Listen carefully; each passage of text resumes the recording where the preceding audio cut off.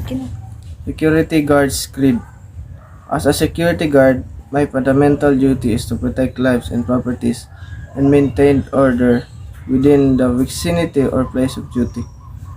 Protect the interests of my employer and our clients, and the security and the stability of our government and country without compromise and prejudice, honest in my action, words, and thought, and do my best to uphold the principle, maka-Diyos, makabayan, at makatao.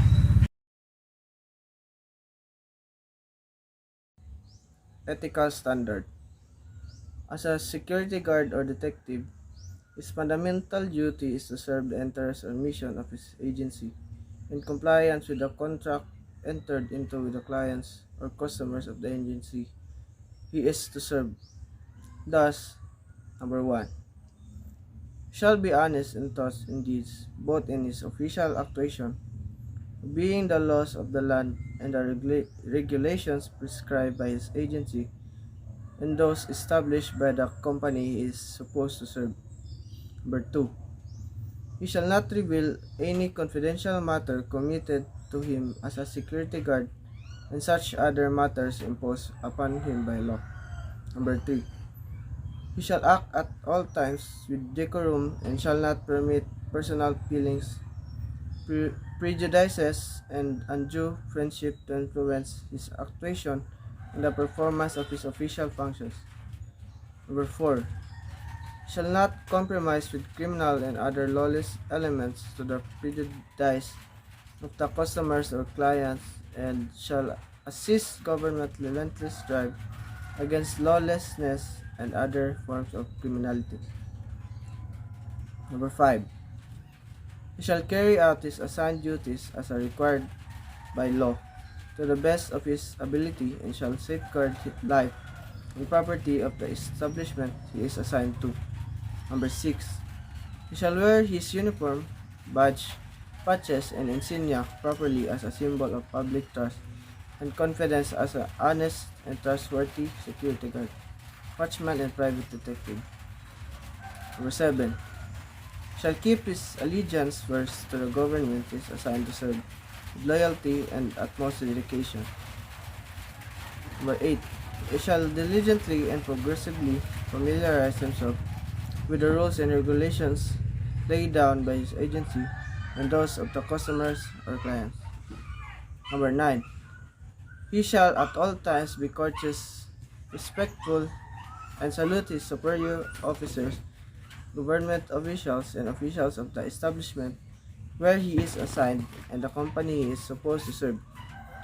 Number 10, he shall report for duty always in proper uniform and neat in his appearance, and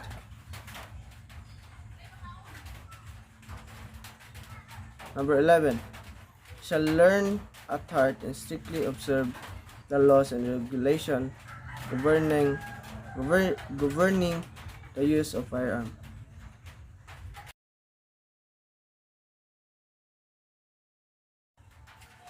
Code of Conduct. 1, he shall carry with him at all times during his tour of duty his license, identification card, and duty detail order with an authority to carry firearms. Number 2, shall not use his license and privileges to the prejudice of the public, the client or customer in his agency. Number 3, shall not engage in any unnecessary conversation with anybody except in the discharge of his work, and shall not at all times keep himself alert during his tour of duty. 4, shall not read newspapers, magazines, books, etc. while actually performing his duties. Number 5, shall not drink any intoxicating liquor immediately before and during his tour of duty. Number 6, he shall know the location of the alarm box near his post and sound the alarm in case of fire or disorder. Number 7, he shall know how to operate any fire extinguishers at his post. 8, shall know the location of the telephone and or telephone number of the police presence as well as the telephone number of the fire stations in the locality. Number 9. He shall immediately notify the police in case of any sign of disorder, strike, riot, or any serious violations of the law. Number 10. He or his group or guards shall not participate or integrate any disorder, strike, riot, or any serious violations of the law. 11. Shall assist the police in the preservation and maintenance of peace in order and in the protection of life, property, having in mind that the nature of his responsibilities is similar to that of the latter. Number 12.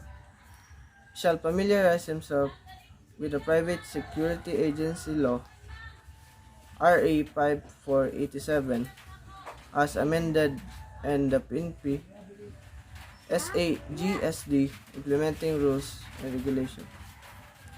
Number 13. When issued a pass, he should not lend his pass to anybody. 14.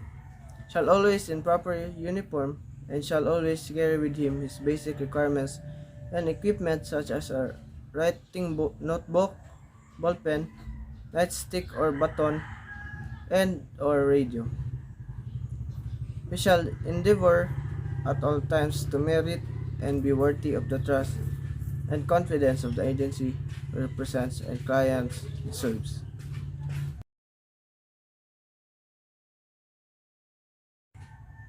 General Orders. Number 1. To take charge of, dispose, and all company's property in view and protect or preserve the same with utmost diligence. Number 2. To walk during tour of duty in military manner, keeping always in the alert and observing everything that takes place within sight or hearing. Number 3. To report all violations of orders I am instructed to enforce. Number 4. To repeat all calls from posts more distant from the guardhouse where I am stationed. 5.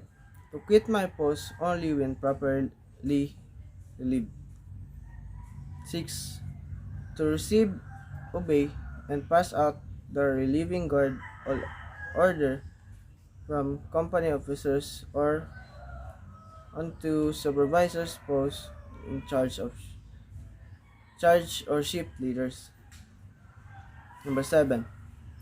To talk to no one except in the line of duty. 8. To sound or call the alarm in case of fire or disorder. 9. To call the superior officer in any case not covered by instruction. Number 10. To salute all company officials, superiors in the agency, ranking public officials and commission officer of the AFP and the officers of the PNP. 11. To be especially watchful at night and during the time of challenge all persons on or near my post and to allow no one to pass or loiter without proper authority.